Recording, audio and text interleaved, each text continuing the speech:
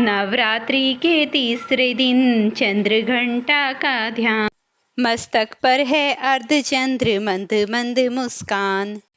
सिंह वाहिनी दुर्गा का चमके निर्मल शरीर, पीड़ा दुख दरिद्रता करे भक्त की चीर। जय माता दी। ओम नमः शिवाय।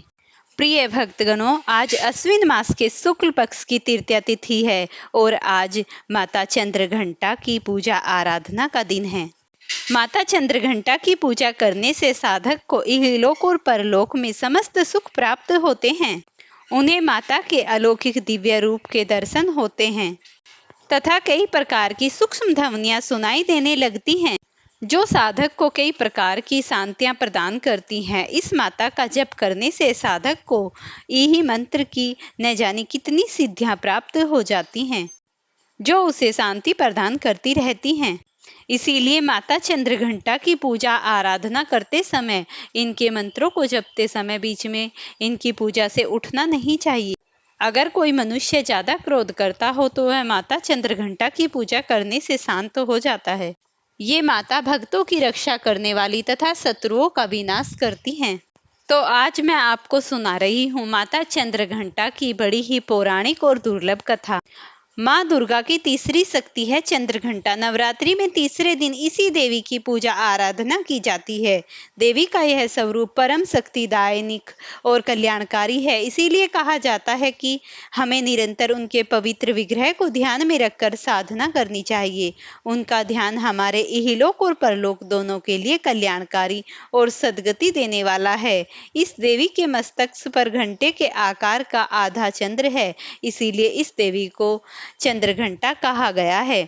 इनके शरीर का रंग सोने के समान बहुत ही चमकीला है। इस देवी के 10 हाथ हैं। वे खड्ग और अन्य अस्त्र शस्त्रों से विभूषित हैं। सिंह पर सवार इस देवी की मुद्रा युद्ध के लिए उद्यत रहने की है। इनके घंटे सी भयानक ध्वनि से अत्याचारी दानव, दैत्य और राक्षस कांप उठते हैं। नवरात्रि में तीसरे दिन इसी देवी की पूजा का महत्व है। इस देवी की कृपा से साधक को अलौकिक वस्तुओं के दर्शन होते हैं, दिव्य सुगंधियों का अनुभव होता है और कई तरह की ध्वनियां सुनाई देने लगती हैं। इन क्षणों में साधक को बहुत सावधान रहना चाहिए।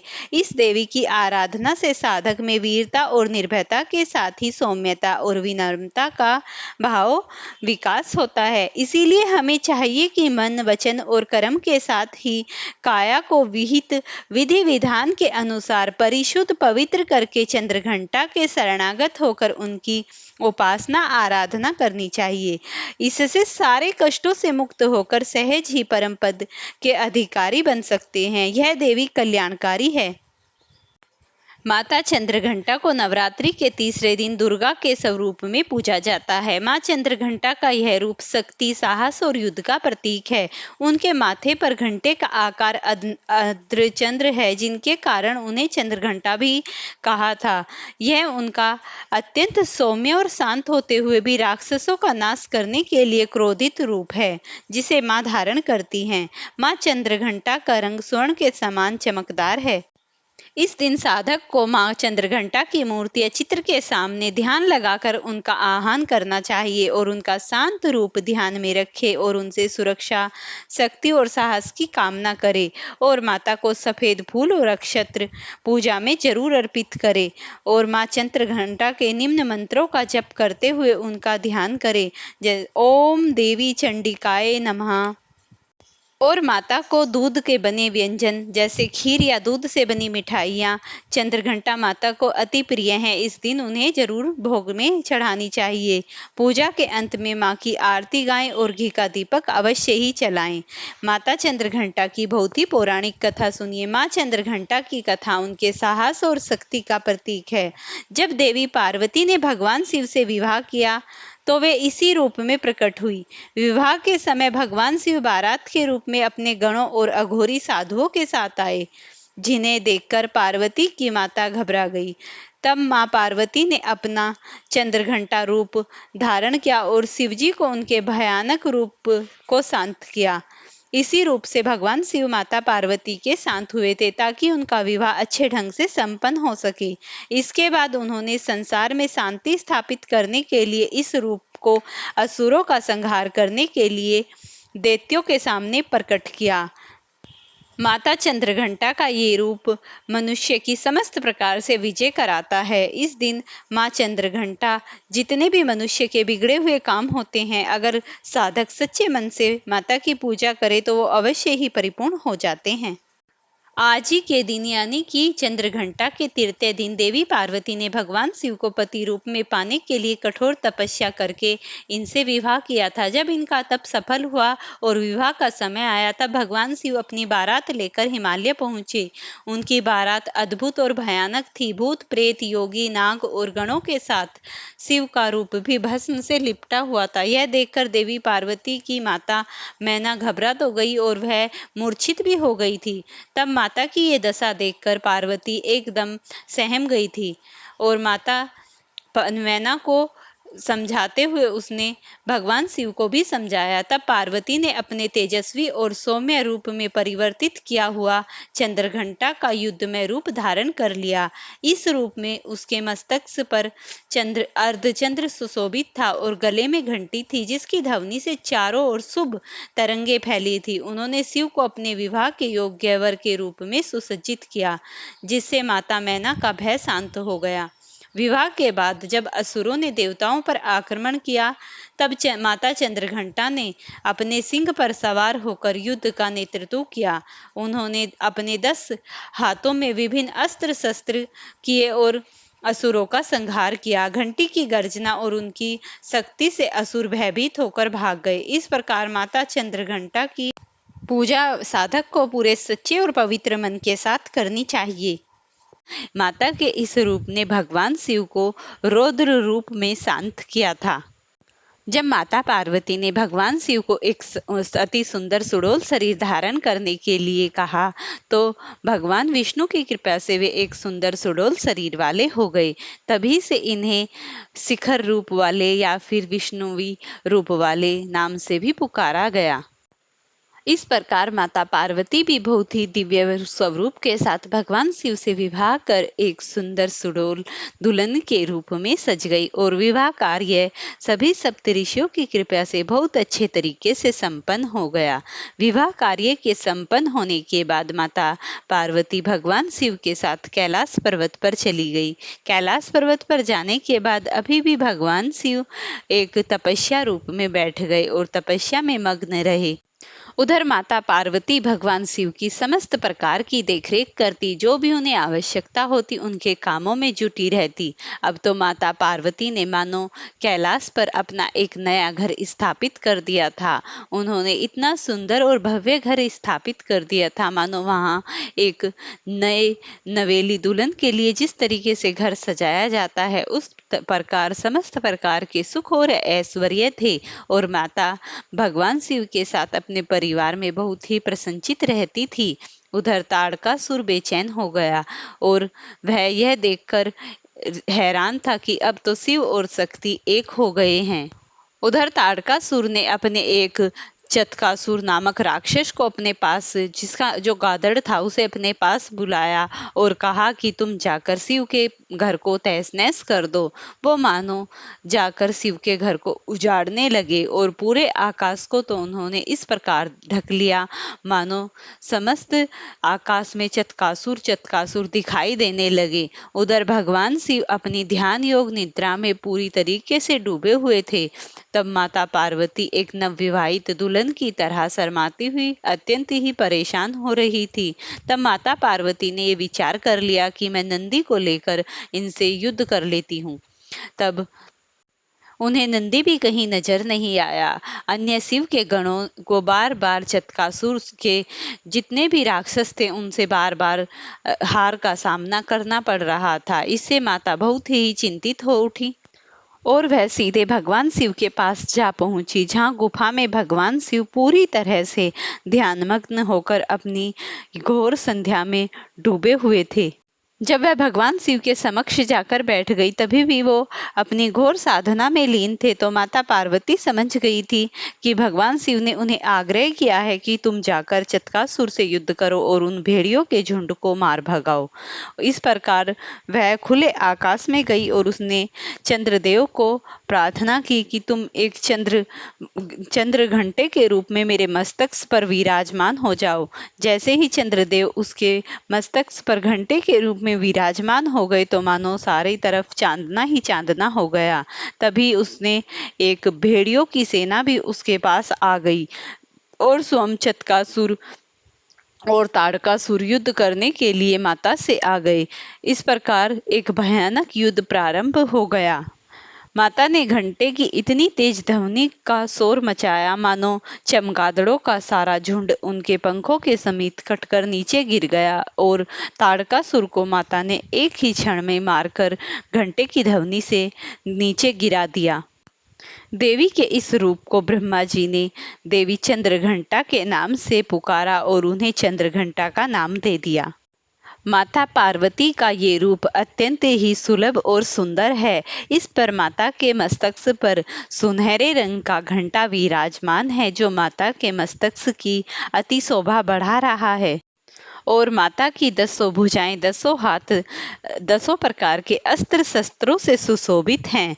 और माता के सिंह बाघ जिस पर वो विराजमान है वो माता के समस्त प्रकार की चारों दिशाओं की प्रकाशमय ज्योति को ज्योतिर्लिंग कर रहा है और माता को विराजमान करते हुए माता की शोभा बढ़ा रहा है। इन माता की कृपा से साधक को अलौकिक सिद्धियां और सुख प्राप्त होते हैं, जिससे उसे कई प्रकार की ध्वनियां सुनाई पड़ जाती हैं। इस दिन माता की शक्तियां चरम पर होती हैं। इस दिन जब साधक माता की पूजा कर रहा होता है तो उसे बीच में पूजा को छोड़कर नहीं उठना चाहिए। इससे पूजा का हनन होता है और शक्तियां विनाशकारी बन जाती हैं। इसीलिए माता की पूरी शक्तियों को प्राप्त करने के लिए संपूर्ण पूरी कथा को करने के बाद ही साधक को पूजा से खड़ा होना चाहिए। माता चंद्रघंटा का शरीर स्वर्ण सोने के समान दिखाई पड़ता है। इनकी 10 भुजाओं में शंख चक्र गदा अक्षमाला अनेकों शस्त्र अस्त्रों से सुशोभित हैं जो हमारी हर प्रकार से रक्षा करती हैं। माता चंद्रघंटा का यह दिन जो भी साधक पूजा इनकी करता है, इस दिन उनके समस्त प्रकार के भय दूर हो जाते हैं और उनकी इस पूजा को करने से मनुष्य निर्भय हो जाता है। यहाँ तक कि राक्षस भी माता चंद्रघंटा के इस रूप को देखकर डर जाते हैं। माता चंद्रघंटा का आज के दिन सुनहरा और लाल रंग इन्हें अत्यंत प्रिय है। इसीलिए आज ही के दिन जब कोई भी साधक माता की पूजा करे तो सुनहरे या फिर लाल रंग के वस्त्र अवश्य ही धारण करने चाहिए। माता के इस दिव्य रूप को देखकर देवता पिशाच सब कांपते रहते हैं। माता को दूध की खीर से बनी चीजें बहुत ही प्रिय हैं। माता चंद्रघंटा को लाल व पीले रंग के फूल अत्यंत ही सुंदर लगते हैं। माता चंद्रघंटा का ये स्वरूप राक्षसों का विनाश करने वाला है तथा देवताओं को निर्भय करके उन्हें उनके भाग यज्ञ दिलाने वाला होता है। नवरात्रि के तीसरे दिन आज मैं आपको सुनाऊंगी माता चंद्रघंटा की पौराणिक कथा। राक्षसों का राजा महिषासुर जो अपने आप को परम पराक्रमी मानता था और जो खुद बलवान होते हुए भी अति बलवान समझने की कोशिश में रहता था, वह एक बार राजा बन बैठा और उसने देवताओं को हराने की ठानी। देवी चंद्रघंटाए नमः। जय माता दी। प्रिय भक्तों, माता ब्रह्मचारिणी का दूसरा रूप तपस्या का प्रतीक है। नवरात्रि के दूसरे दिन माता ब्रह्मचारिणी, जिनका एक नाम अनेक जीवन में तप, शक्ति और विजय का वरदान दे सकता है, और वहीं तीसरे दिन माता चंद्रघंटा अपने भक्तों के भय मिटाकर सुख, शांति और आशीर्वाद प्रदान करती है। माता ब्रह्मचारिणी जहाँ तपस्या का प्रतीक है, वहीं उन्होंने भगवान शिव हुए। अब आप तीसरे अध्याय का श्रवण कीजिए। पूर्व काल की बात है जब मैधा ऋषि बोले कि इस प्रकार सेना को नष्ट होते हुए देख महिषासुर की सेना का सेनापति चक्षुर क्रोध में भरकर देवी से लड़ने चला। उसने देवी के ऊपर बाणों की इस तरह वर्षा की जैसे मेरु शिखर पर मेरु जल की वर्षा करता है। देवी ने खेल ही खेल में उसके बाणों को काटकर अपने बाणों से घोड़े और सारथियों को मार दिया। तुरंत ही उसके धनुष और ऊंची लहराती हुई ध्वजा को काट डाला और अब उसके शरीर को शीघ्रगामी बाणों से छेद डाला। टूटे हुए धनुष, मरे हुए घोड़े, सारथी वाला तथा रथ से हीन वह असुर खड़ग ढाल वह लेकर देवी की ओर दौड़ा। अपनी पैनी खड़ग का पहला वार सिंह के उस सर पर करके दूसरा अत्यंत वेग से देवी की बाईं भुजा पर किया। हे राजन, भुजा से लगकर असुर की खड़ग टूट गई। तब क्रोध में लाल कर असुर ने सूल उठाया और उस असुर ने सूल को भद्रकाली के ऊपर चला दिया। आकाश से आते हुए सूर्य के समान तेज से प्रकाशमान सूल को देखकर देवी ने अपना सूल छोड़ा, जिससे असुर के सूल के सैकड़ों टुकड़े कर असुर को मार दिया। महिषासुर के महाबली सेनापति चिक्षुर के मरने पर हाथी पर सवार होकर चामर नामक एक महादैत्य असुर उसके सम्मुख आकर खड़ा हो गया। जैसे ही उसने देखा कि अंबिका देवी पर शक्ति छोड़ी, जिसको देवी ने अपनी हुंकार से निस्तेज कर भूमि पर गिरा दिया। शक्ति को टूटकर भूमि पर गिरी देखकर असुर ने क्रोध में भरकर सूल चलाया, जिसको देवी ने बाणों से काट डाला। इसके पश्चात सिंह उछलकर हाथी के मस्तक पर बैठकर असुर से युद्ध करने लगा। युद्ध करते करते दोनों हाथी के ऊपर से गिर पड़े और अत्यंत क्रोध से भरकर एक दूसरे पर कठिन प्रहार करने लगे। तत्पश्चात सिंह ने कूदकर अपने पंजों के प्रहार से चामर का सर धड़ से अलग कर दिया। उदर्ग को देवी ने शिला और वृक्षादि से मार दिया तथा कराल ने दांत, घूसा आदि और लातों की मार से प्राण छोड़ दिए। देवी ने क्रोध हो गदा की चोटों से उद्धर्त का चूरा कर दिया। वामकल का भिंबिपाल, शास्त्र से ताम का अंधक, बाणों द्वारा उग्राश्य, उग्रवीर्य, महाहनु और त्रिनेत्रा नामक दैत्य का त्रिशूल से वध कर दिया। बिंडाल का खड्ग से सर काट दिया। धुंधर व दुर्मुख दोनों को बाणों से यमपुर पहुंचा दिया। महिषासुर इस प्रकार अपनी सेना का नाश देखकर भैंसे का रूप धारण कर देवी के गणों को डराने लगा। किन्हीं को नथुनों से, कुछ को खुरों से, बहुतों को पूंछ से और अनेकों को सींग से मार गिराया। बहुत से वेग से भीषण नाद में तथा इधर उधर घूमकर अनेकों को निश्वास वायु से भूमि पर गिरा दिया। महापराक्रमी महिषासुर देव सेना को इस प्रकार गिराकर देवी के सिंह को मारने चला। तब देवी क्रोधित हुई। महाबली असुर भी क्रोध से भरकर खुरों में भूमि खोदने और सिंगों से ऊंचे ऊंचे पर्वतों को फेंकने और गरजने लगा। असुर के वेग पूर्वक घूमने से पृथ्वी फटने लगी। पूंछ से क्षुब्ध समुद्र का जल सब ओर फैल गया। बादल सिंगों के हिलने से टुकड़े टुकड़े हो गए और सांस की हवा से सैकड़ों पहाड़ गिर गए। इस तरह क्रोध से झपटे हुए महिषासुर को देखकर देवी ने उसे मारने के लिए क्रोध किया और अपना पास फेंककर महिषासुर को बांध दिया। तब महायुद्ध में फंसे हुए असुर ने अपनी भैंसे का रूप छोड़ दिया और वह सिंह हो गया। जो ही देवी उसका सर काटने लगी, तो ही तलवार हाथ में लिए वह पुरुष हो गया।